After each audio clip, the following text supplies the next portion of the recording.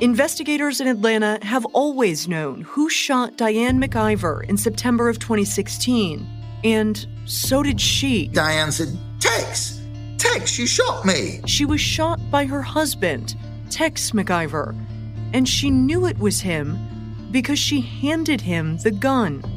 Beginning August 22nd, join me for Intent, the Tex McIver case, Season 2 of the hit podcast, The Officer's Wife. Coming up. This is a real person. This is a victim and a mother of 4 and a daughter and a friend. And it's just an awful, tragic story. For Vault Studios, I'm Reed Redmond. You're listening to The Daily Crime.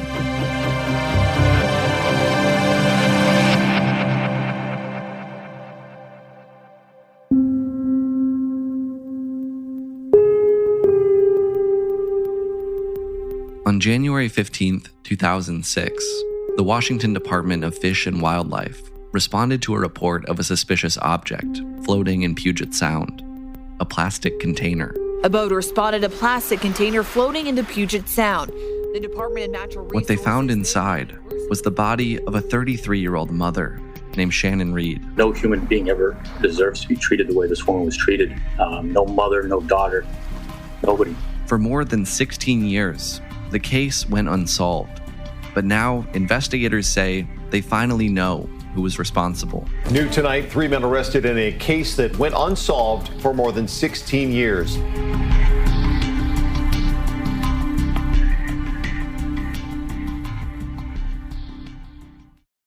When it comes to therapy and psychiatry, getting the help you need has never been so simple. When you're able to access your provider from the comfort of your device, it means that therapy can be on your schedule, and alleviating the wait times to get an appointment or the travel time to an office can free up time for all the other things you need to do in the rest of your life. Talkspace is so convenient and accessible, it's a great way to feel supported around the clock.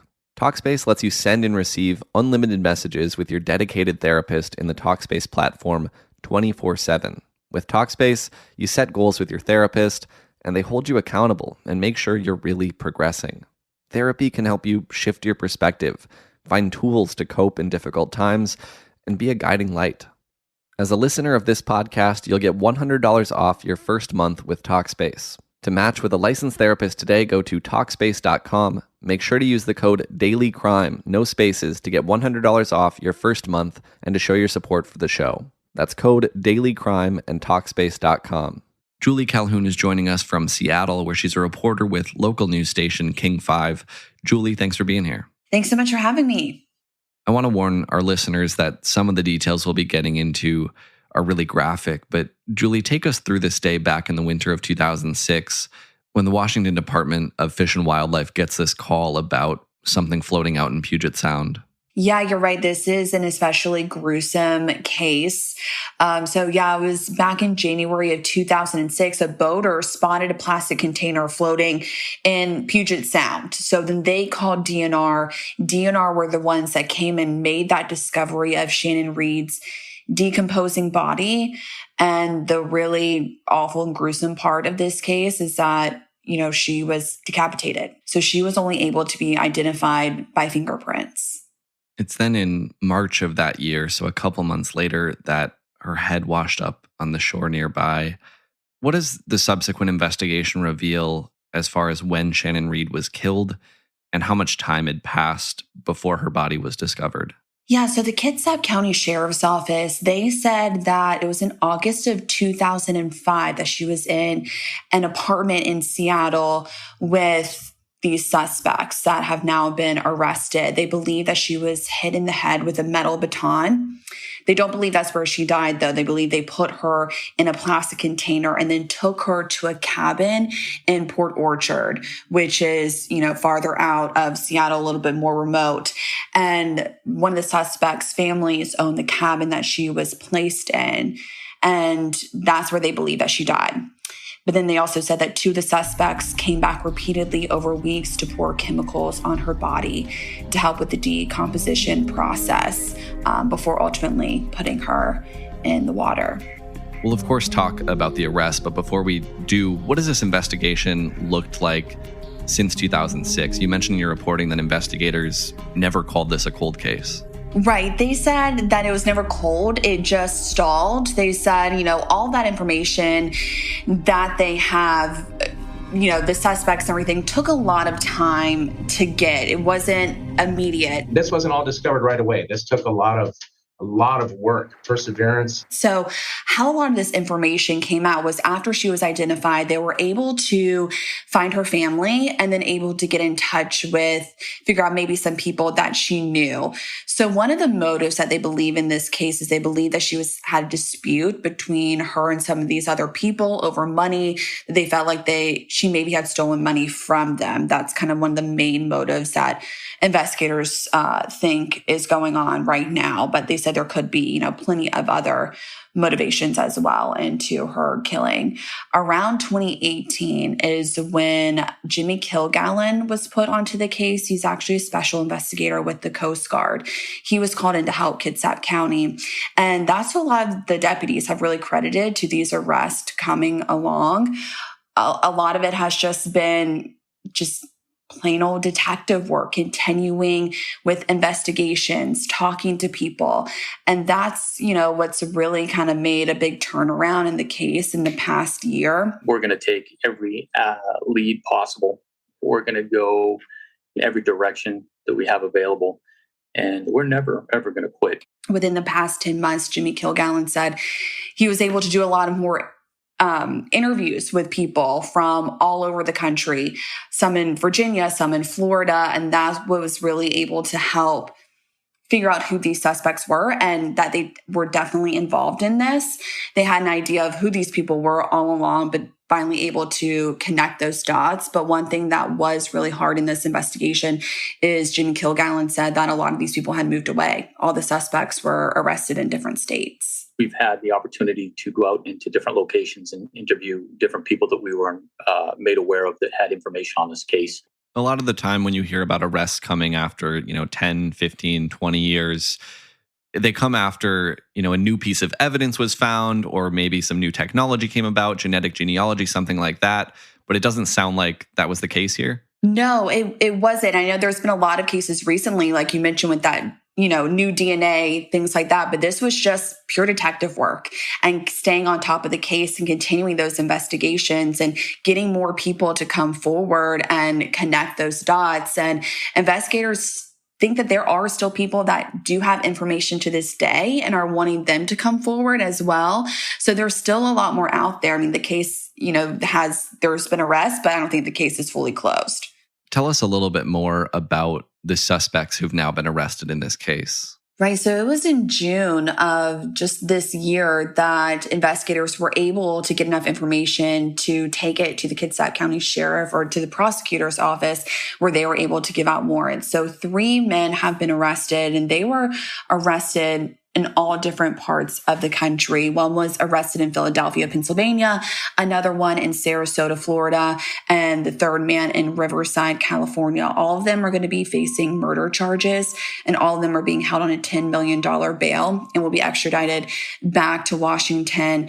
There was a 4th suspect in this case who had died since this investigation started, but there has been one person who has been convicted in this case. Michael Thomason was convicted of unlawful disposal of human remains. So there has been one conviction, but for the other people that have been arrested, now it's just in the hands of the judicial system. You talked a little bit about a potential motive here. Is there anything else you've been able to learn about any connection between these men who've been arrested and the victim, Shanan Read?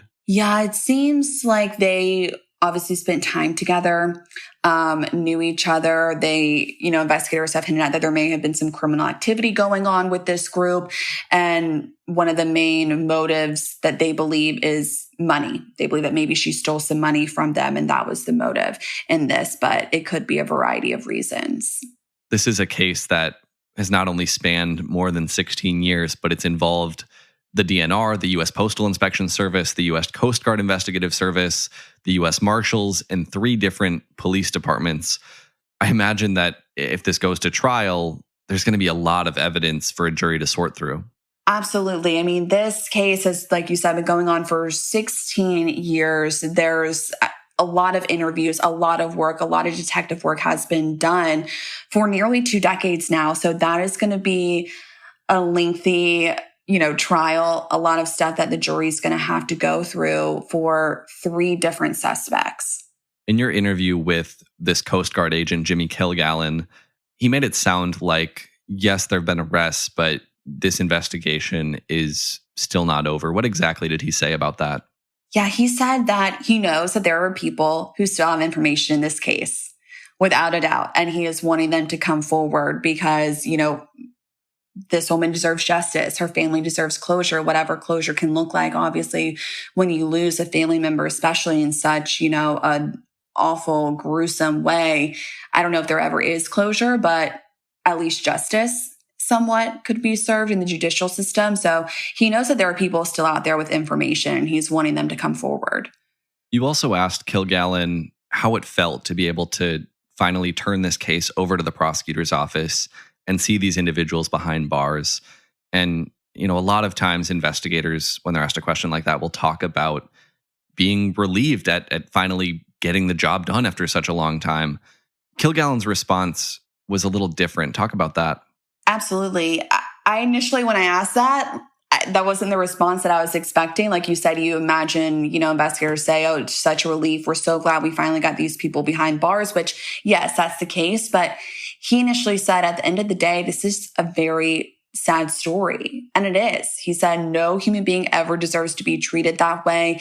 He also talked about how Shanan Read was a mother of 4, and she was murdered in just such a gruesome way. And it's really tragic. And I thought that was a very poignant answer to that, and very interesting. And it helped to give more of a human element to this case, and not to forget that, this is a real person. This is a victim, and a mother of 4, and a daughter, and a friend. And it's just an awful, tragic story. How does it feel to be able to have taken that case to the prosecutor's office, and now those people are behind bars?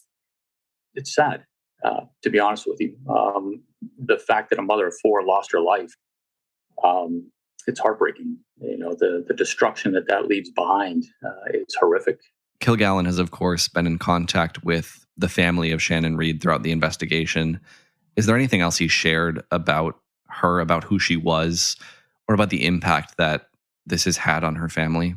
He did say that her family is private, and they, of course, would be happy to hear about the arrest. But he just, mainly said that she was a mother of 4, which I think is, really sad that there are 4 kids who I'm sure are adults now. I don't know how old they were when she died, but 16 plus years, they're now adults without a mom. And so it's just all around a tragedy. And I think it's important to highlight that she was a mother and a daughter, and, put the face to the story. Julie Calhoun with King 5 in Seattle. Thanks for sharing this story. Thank you.